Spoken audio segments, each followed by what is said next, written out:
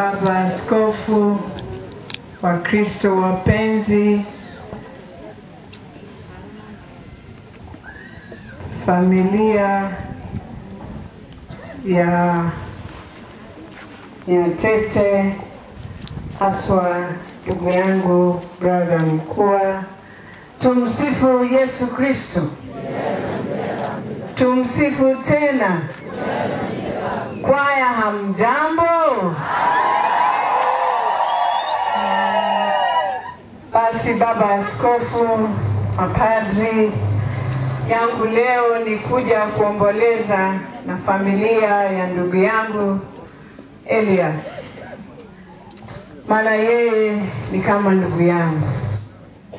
Na leo nimekuja kutoa rambirambi zangu tukisherekea harusi ya mwisho ya baba yetu.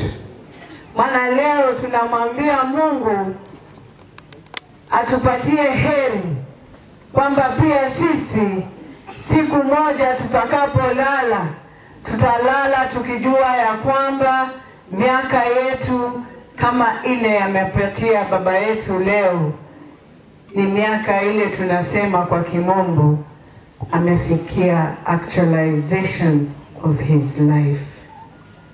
Kwa hivyo tunashukuru Mungu kwa maisha hiyo, na yangu ni kuomba familia kwamba mzidi kuendelea na maadili yale baba na mama aliwafundisha, ili muendelee kutumikia kanisa haswa.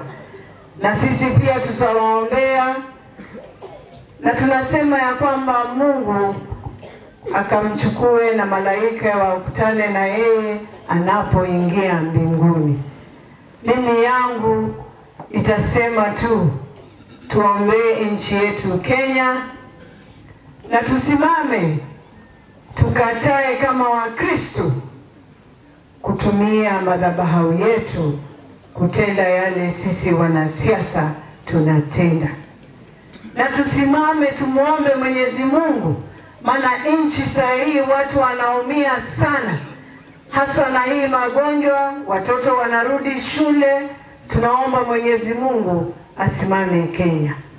Hivi tumeanza kama wanasiasa, tuko karibu kurudisha Kenya 207. Na sisi wananchi ni lazima tukatae. Ni lazima tuseme hatutaki tena vita hii ya saa yote kupigania viti. Mungu atajua na Mungu anajua nani atakuwa kiongozi Kenya. Si sisi. Tunaweza fikiri ni hao tunawaona, lakini Mwenyezi Mungu ana neema ya Kenya, atatupatia kiongozi Kenya. Na BBI ikikuja, muiangalie ndani na musimame naye.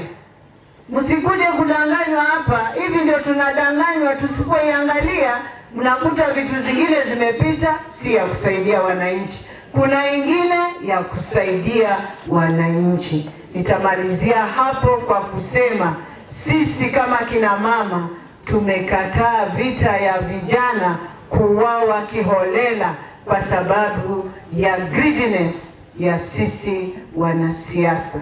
Tukatae, tukatae na tukatae na tukemee hiyo pepo. Asanteni wanakwaya, nimeshukuru sana.